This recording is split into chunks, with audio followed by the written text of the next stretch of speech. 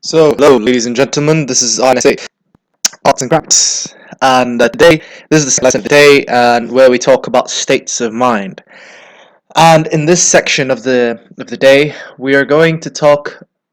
We started with the devil and and the Eight of Wands, and we are going to continue throughout the day talking about things that relate to the card, whether it's the state of mind, whether it is the magical application, or whether it is the ability to sense its circumstances, etc., etc. Now, let's talk a bit about uh, the devil, and and before we talk about the devil and we talk about the Eight of Wands or Baphomet and that kind of circumstances, let's talk about the state of mind that we came to talk about here. We came to talk about confidence. Now, what is confidence? And obviously, the opposing state of mind is, um, shall I say, lack of confidence. I can't find a proper term for it, but it would be simply lack of confidence or lack of self-acceptance. Now, let's jump into the details without too much introduction. Confidence in itself is a product. A lot of people will be telling you to and selling you the idea that confidence could be um, faked. Essentially, you can't fake confidence. Confidence is a result and a product. And actually, faking confidence is lack of confidence in itself, because the major constituent of confidence is self-acceptance. So before you jump into understanding confidence or trying to become confident, first understand yourself. And what is understanding yourself? It's doing what you want to do. And for you to understand what you want to do, you'll end up doing a lot of things that you don't want to do. So you understand that these are the things that you don't want to do. And that's because you have forgotten. Depends really on how you were brought up and the environment that you were living in. Sometimes you'll have to end up doing a lot of things that you don't want to do, thinking that you want to do them, because you have been brought up to think that you have been brought up to forget, be it through trauma or be it through too much opposition, whatever it is, to help you, not to help you actually, to suppress your desire towards what you want. And most of it is just really a desire for life as a child, a desire for discovery. So, what do you do? We can call the state of confidence is the state of following your heart beyond all opinion, following your desire. And a lot of people will be like, well, the heart is not about desire. Well, the heart speaks no language. Thing is, we try to, in our moments of doubt, we try to listen to our heart, but what we're doing is we are listening to what opposes our doubt, which is desire. So we end up in a loop, really. We end up in a cycle of loops. And the only thing the heart speaks through is circumstance and the manifestation of circumstance based on what the heart is, or the heart of the matter is, or what makes the matter beat. And essentially, a lot of people will be like, who are scientifically based, won't be able to see what I say. I remember having this conversation with people who said, I was telling them that I follow my heart, and this woman told me, well, there's no such thing as the heart. It's all in your brain, and it's a function of your brain. And they basically depleted all the senses of poetry in my head that I had to. I felt very depressed after this conversation, not because of the opposition, it's just because, wow, the lack of poetry in what they're saying. Or I couldn't see the poetry in what they're saying. Now let's talk more about confidence. Again, confidence would be a desire to make yourself as true as possible, in a way. To believe that you are true, to believe that you're existent. And this comes from the fact that you never see yourselves except you see your limbs, your stomach, your breast. You can't see everything in your body. Except, and the major part that you think who you are, most of the people, or myself, I think myself is the face. We usually look for mirrors to look at our faces. We can't see our face because our eyes in our face. We have to imagine ourselves so we can see ourselves. And there we find uncertainty in who we are. Because our only certainty, or our only sense of certainty, unconsciously comes from the people's opinion about us and the circumstantial opinion about us based on manifestation. And up until you find a realization that helps you to break free from that, you will remain becoming a human doing rather than a human being.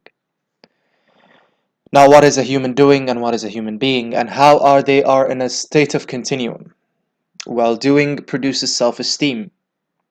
Being produces a sense of self. And what I mean by being produces a sense of self, it produces a momentary relaxation where you are okay with whatever state you are in. The human doing, on the other hand, thrives to produce, and they work hand in hand to create a surrounding, shall I say, perceptually better. And in this case, we can actually dissect confidence. Confidence as a state of mind starts with the emotion of desire and how you act towards that desire. The more you stop yourself from manifesting a desire, the less you believe in yourself, and the more you believe in another entity that tells you, don't do this. And in that, you are regressing. And before we go any further, let's talk about regression and progression. A lot of people see that moving forward is positive and moving backwards is negative, and it is, but not in an evil connotation or in a bad or unhealthy connotation. In fact, the mind progresses and regresses as a form of relaxation of the ego from strain and stress. But what happens is that people hate that state of regression, because in that state of regression you get, hold on a second, let's get to know ourselves even more. And people are afraid when they get to know themselves even more that they might get doubt from that from that part of themselves that they are, and it won't help them to move forward in the progression. Funny thing is, what happens when you're resisting that part of yourself, it manifests in, shall I say, um,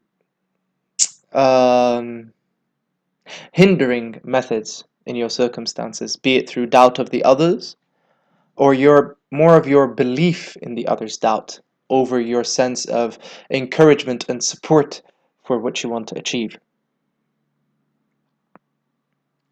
Now,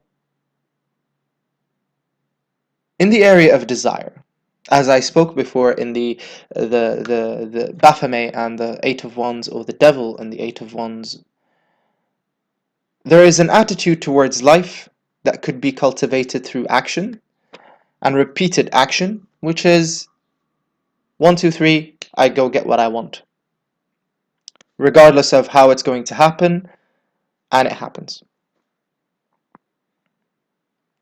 A very good example happened in my life recently.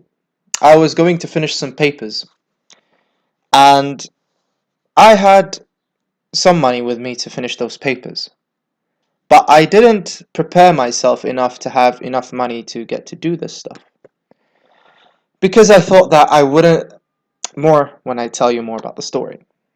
So I went to I went to the office where the papers are printed, And we're talking about governmental papers. So, for personal reasons, and I went to the guy who stamps the paper. So I'm so close to finishing everything, and the guy looks at me and he's like, "Nah, you still have things to do. Go back and do this, and that."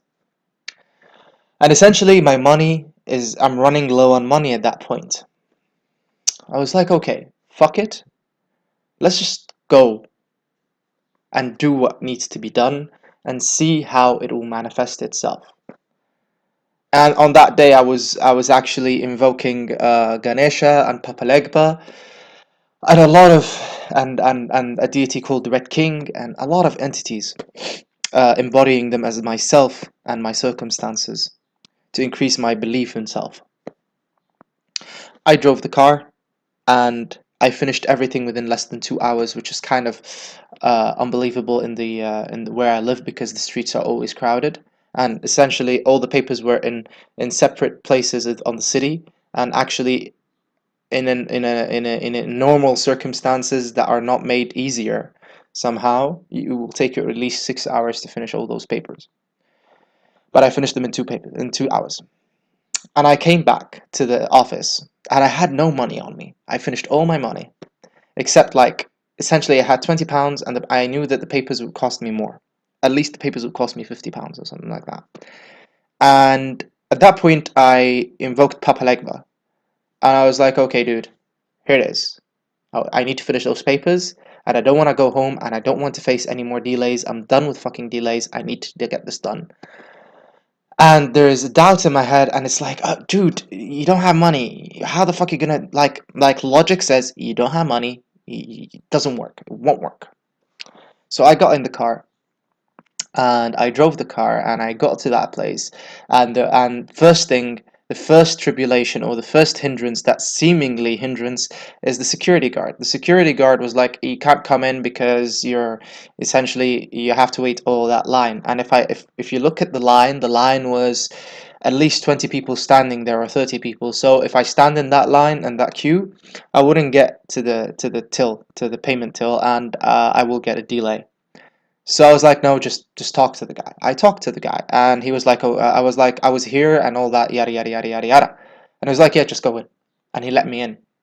Then when he let me in, I stayed there, and I waited for my turn, and then I went, and the papers were finished, and the guy asked for the money, and I had only £20, and he asked for £44, and there was this guy standing next to me and he really looked like a nice man and everything, but my pride wouldn't let me. It's like, okay, so if I take the money, if I don't like, and the options were very simple. You need to get this done, so what you're gonna do? Either steal the money from the guy, take money from the guy next to you, ask him for it, and pay him back later, or tell them that you don't have the money and you'll pay them back tomorrow and they can keep the paper and then you have another delay. So I simply put, I looked at the guy next to me and I was like, can you bum me £20 and I'll pay you when I see you tonight? And I don't know him. I really don't know him. It's the first time and I don't know if I'm going to see him again. And he's like, what do you need? I was like, I just need £20 because I'm low on money. And he's like, well, all of us get in trouble, mate. Here's the £20. I was like, how can I see you tonight? He's like, no, you don't need to see me. I get in trouble, you get in trouble, we all help each other out. And I was like, wow, this is amazing. And then I paid the money, and I was £4 short. And the guy, I looked at him and I was like, I don't have the money, the £4. What can I do? Like, can I get you the money tomorrow? And I didn't mind at that point if I get another delay, but I really didn't want to get that delay. And the guy looked at me and he's like, nah, just get him whenever you want. It's all good. And he gave me the papers and I left. And that is confidence. Confidence is doing whatever is necessary to get things done, even if you're going to bypass whatever you have to bypass. In this bypassing, what did I bypass? I bypassed my familiar pride.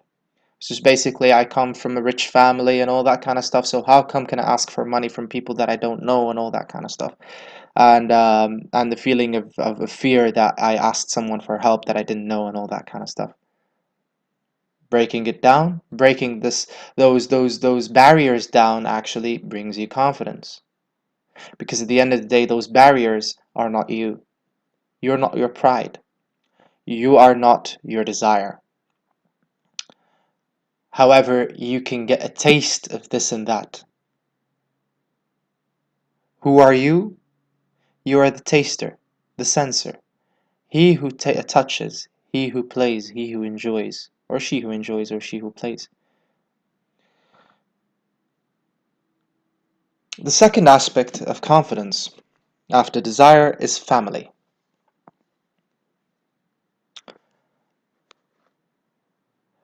When you desire something, you ask yourself, the first thing that you ask yourself is that okay to do so? If you are an ethical person. If you're an ethical person, you'll be like, is it okay to do so? And the funny thing about ethics is sometimes, or most of the times, it has nothing to do with ethics. It's just a desire that you have to get support for whatever you want. And ethics is derived, and morality is derived from your family, from what your mommy told you what to do and what not to do, and your daddy told you what to do and what not to do. And somehow, some way, you project your familiar senses or your familiar memories or your most recent memories, and sometimes memories that you're unconscious to, on the circumstance to make them more familiar so you can feel confident that you can do whatever you can do. But the thing is, at that moment, when you're imposing your family or your familiar memories on the circumstance, if they weren't the greatest of memories, things will get hard. Not because they are hard, it's just because you're making them harder because you cannot accept that you have memories that are not so cool in your life. So how can we work on the familiar memory? Well, first, you have to abandon the concept that it has to do anything with your mother or your father. First level.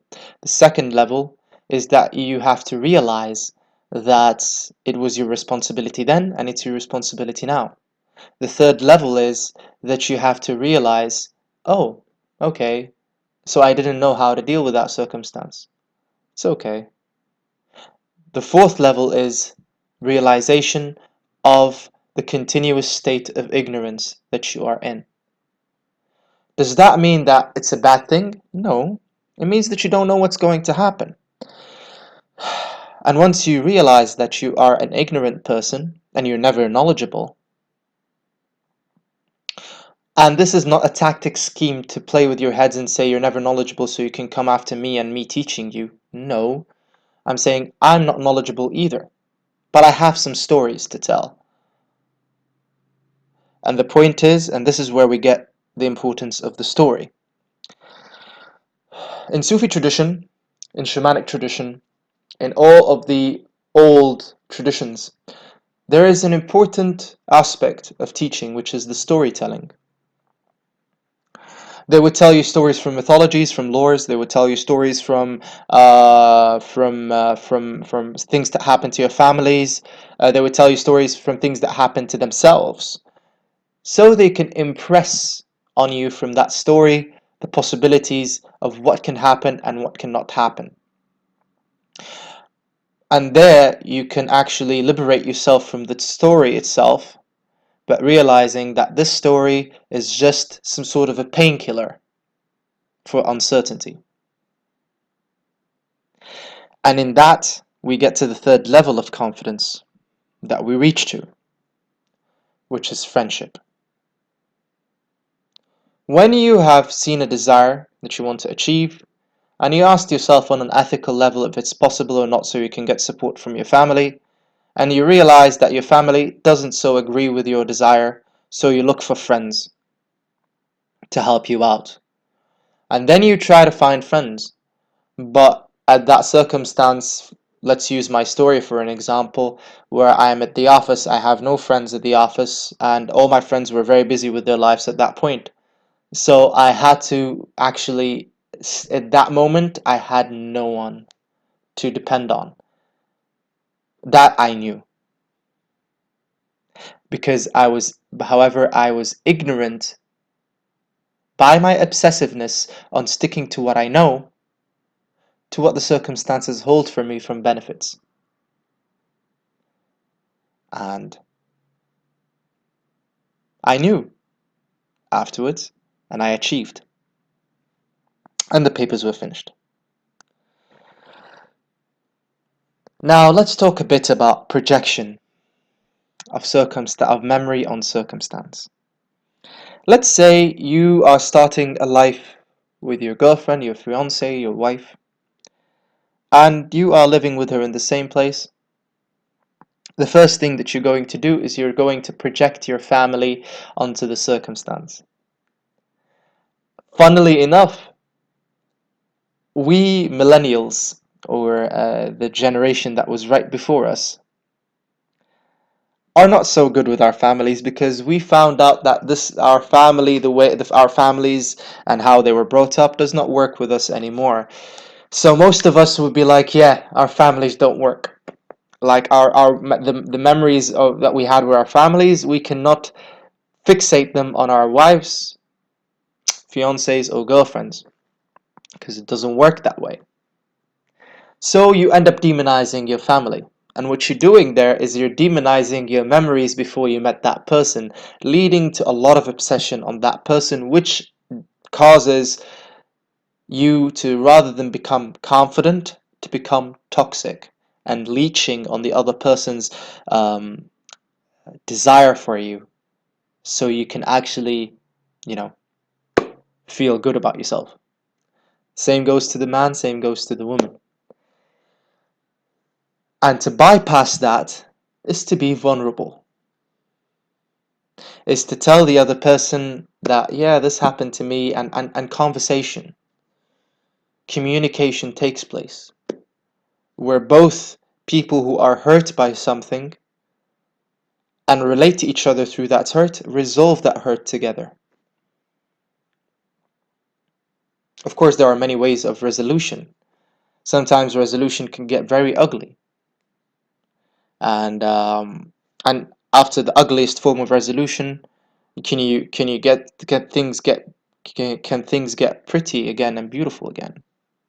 Well, you don't have to make it so ugly.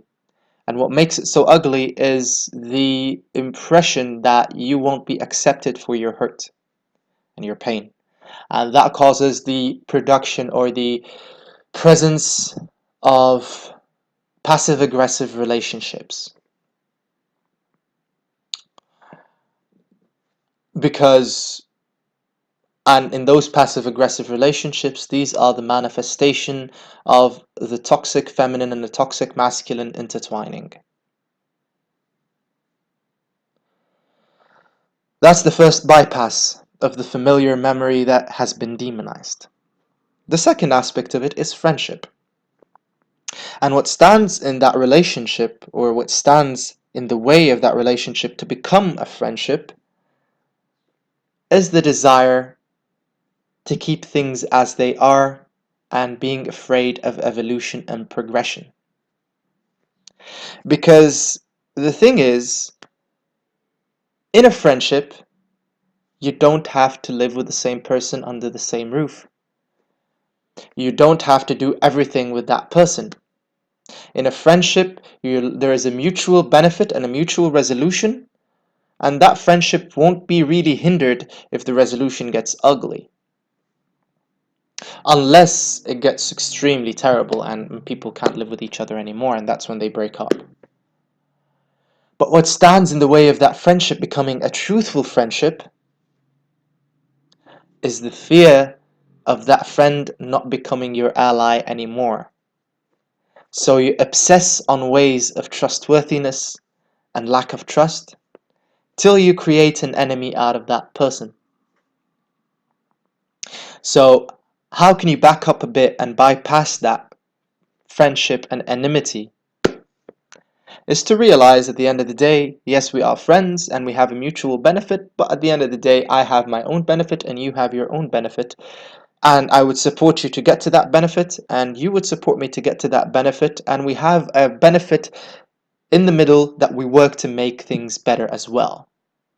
So essentially, yes, we have our lives commingling and intermingling, but at the same time, I have my life, you have your life, even if we exist under the same roof. And in that, when you fulfill that projection, you feel fulfilled. And thus, you produce the state of mind that we call confidence. That's it for the state of mind of confidence and its opposite, and how they work together to make people more confident. Love you guys. May no order hinder you, and may chaos be your authority. Talk to you in the next lesson.